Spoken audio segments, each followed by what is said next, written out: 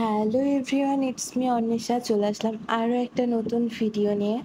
অনেক দিন পর এরকম একটা ভিডিও নিয়ে আসছি। প্রথমেই বলে রাখি, আমি যেই বিনোদিনী লুকটা ক্রিয়েট করেছিলাম, তো বিহাইন্ড ক্যামেরাতে যেই কাজগুলো আমি করেছি সেইটা আর কি ভিডিওতে আমি তুলে ধরেছি। আসলে গত ১ মাস ধরে দেশের অবস্থা যেমন ছিল, আমি সেইভাবে কোনো ভিডিও করতে পারিনি, করার ইচ্ছেও হয়নি, বা যেই মুডটা থাকে সেটাও ছিল না। মনে হচ্ছিল না যে দেশের এই পরিস্থিতিতে কোনো ভিডিও করি। কিন্তু আমার কাজটা যেহেতু অনলাইনে, আমাকে ভিডিও করতেই হবে। তো তারপরেও আমি গত ১ মাস একদমই রেস্টে ছিলাম, কোনো ভিডিও করি নাই। তো এখন আস্তে, আস্তে আবার কাজে ব্যাক করতেছি। তো এর জন্য অনেকদিন পর আমি ভাবলাম যে কি করা যায়? তো ভাবলাম যে বিনোদিনীর লুকটা করা যায়। কারণ এইটা আমার কাছে একটা অনেক ফেভারিট একটা চরিত্র বিনোদিনী। তো এর জন্য ভাবলাম যে সিম্পলের মধ্যে এটা নিয়ে একটা কাজ করা যায়। আর এই লুকের মেকআপটা আমার কাছে নিজের পার্সোনালি অনেক বেশি ভালো লাগে, কারণ আমি ন্যাচারাল মেকআপ পছন্দ করি। আর এই লুকটায় আমি একদম ন্যাচারাল একটা বেস করেছিলাম, ন্যাচারাল পুরো লুকটা রেখেছিলাম, এর জন্য আরও বেশি সুন্দর লাগছিল।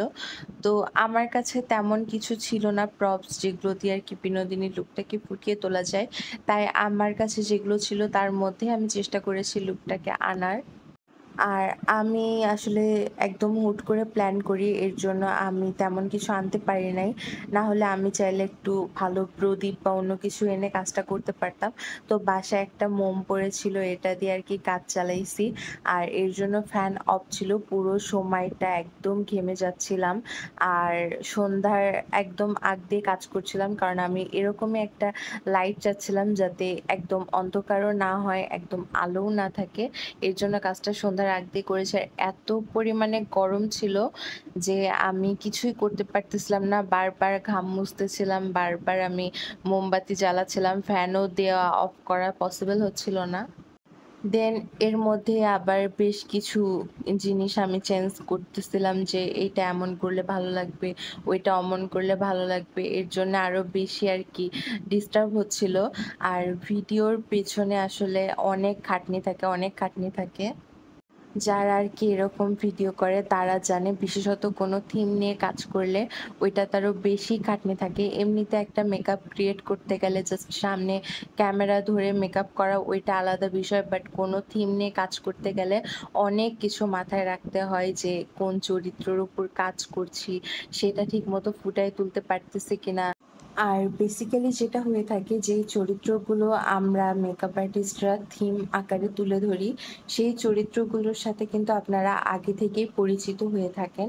তো আমাদেরকে এই জিনিসটা প্রথমেই দেখতে হয় যে আমরা যেভাবে ফুটায় তুলতেছি সেইটার মাধ্যমে আপনারা সেটা উপলব্ধি করতে পারতেছেন কিনা।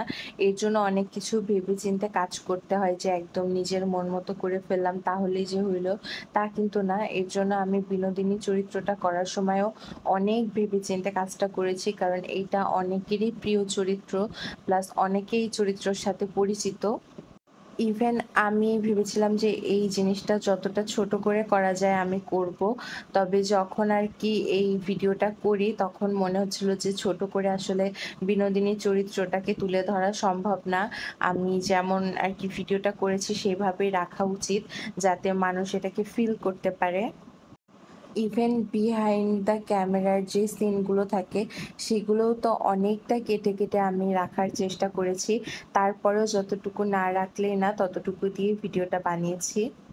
আর আপনারা খেয়াল করলে দেখবেন যে একটা ভিডিওই ৩-৪ বার করে করেছি, কারণ সেটা মন মতো হচ্ছিল না, বা এটা বাদ থাকছে, ওইটা বাদ থাকছে। এই প্রপার জিনিসগুলো আনার জন্য একটা সেম ভিডিও ৫-৬ বার করে করেছি, ৫-৬ বার করে করে গিয়েছি যাতে আপনাদের পছন্দ হয়। ইভেন আমি নিজের মধ্যে যেই চেঞ্জটা দেখলাম সেইটা হচ্ছে, আগে আমি সবসময় ভিডিও করে গিয়েছি যে রেগুলার আমাকে ভিডিও করতে হবে, আমাকে মেকআপের ক্লায়েন্ট পাইতে হবে, এই জিনিসগুলো ছিল। বাট এই ১ মাসে আমার মনে হয়েছে যে ক্লায়েন্ট পাওয়ার সাথে সাথে মেকআপের সব কিছু রিপ্রেজেন্ট করার সাথে সাথে আমার আসলে এই থিমগুলো নিয়ে কাজ করা দরকার। কারণ এই জিনিসগুলো আমার ব্যক্তিগতভাবে অনেক বেশি পছন্দের। তো আমি মেকআপের কাজ করার সাথে সাথে থিমগুলো নিয়েও কাজ করে যাব যতটা আর কি পসিবল হয়, কারণ এই কাজগুলো করতে আসলে অনেক সময় লাগে। প্লাস আমার বাসায় কোনো ওরকম ক্যামেরাম্যান নেই যে আমাকে ভিডিওগুলো সুন্দর করে করে দিবে। তো পুরোটাই আমাকে স্ট্যান্ডের সাহায্যেই করতে হয়। তো এর জন্য একটু সমস্যা হয় বা ভিডিওটা আমি সব অ্যাঙ্গেল থেকে নিতে পারি না। একদম প্রপারলি মনের মতো হয় না। নিজে, নিজে যতটুকু করা যায় ততটুকুই করার চেষ্টা করি। এর জন্য আমি যেই কাজটাই করব সেটাই যাতে একটু সময় নিয়ে করতে পারি বা সেই কাজটা যাতে সুন্দর হয় আমি সেটাই চেষ্টা করব। আর যারা আমার এই কষ্টগুলোকে বুঝে বা আমাকে ভালোবেসে থাকে তাদের তো আমি সবসময় ভালোবাসা দিয়ে থাকি। কারণ এই কাজগুলোকে অনেকেই বোঝে না। এখনো অনেক, অনেক, অনেক মানুষ এগুলোর সাথে ঠিকমতো পরিচিত না। প্লাস আমি যখন এই কাজটা শুরু করেছিলাম তখন এবং তার থেকেও আরো ২-৩ বছর আগে যারা এই প্রফেশনে এসেছে তাদের জন্য এই প্রফেশনে থাকাটা অনেক কষ্টকর ছিল। প্লাস আমি যখন আসি তখনও অনেকেই এই প্রফেশনের সাথে পরিচিত ছিল না। তবে আস্তে, আস্তে অনেকে পরিচিত হচ্ছে, এগুলোকে ভালোবাসছে বা এগুলো সম্পর্কে জানছে। এই জিনিসগুলোই ভালো লাগে। আর এখানে আমি যেই কাজটা করেছিলাম তোমরা যারা এখনো ভিডিওটা দেখো নাই তারা অবশ্যই দেখবে। আর যারা আসলে এই ভিডিওটার থিমটা বুঝো নাই তাদের জন্য আমি ছোট্ট করে একটু বলি। মূলত বিনোদিনী বাড়ি ছেড়ে চলে যাওয়ার সময় বিহারী বাবুকে এবং আশালতাকে যে চিঠি ২ টা দিয়ে যায় শেষ চিঠি, তো ওই চিঠি ২ টার মধ্যে বিনোদিনীর যেই আক্ষেপ, কষ্ট, যেই ক্ষোভগুলো ছিল সেই সবকিছু আরকি তুলে ধরা থাকে। আর বিনোদিনীর মনের মধ্যে কি চলতে থাকে সেই সবকিছু এই চিঠি ২ টার মাধ্যমেই বোঝা যায়। এর জন্য আমি বিনোদিনীর চরিত্র প্রকাশ করার জন্য এই ২ টা চিঠিকেই বেছে নিয়েছি। যাতে বিনোদিনীর মনের কষ্টগুলোকে বোঝা যায় বা বিনোদিনীর মনে কি চলছে সেটা বোঝা যায়। তো যাই হোক বাদবাকিটা তোমরা ভিডিও দেখে বুঝে নিও। যারা, যারা এখনো দেখো নাই দেখে এসো। আজকে আর ভিডিওটা বড় করব না। আজকের মতো এই অবধি। দেখা হবে অন্য কোনো ভিডিওতে।